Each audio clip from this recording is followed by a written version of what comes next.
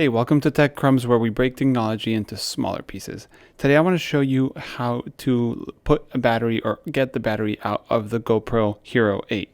So basically here's our GoPro, and on the side here you have, on the front left side, you have a little tab on the bottom which you have to basically put your nail in and pull down, and you'll see, you heard the click, and you'll see the red little tab there, and then you have to just lift it up.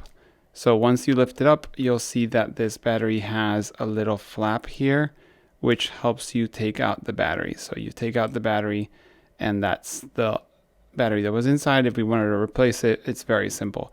If you're in doubt of how it works, basically there's some pins at the bottom that you can see there. There's some connectors here, they have to match.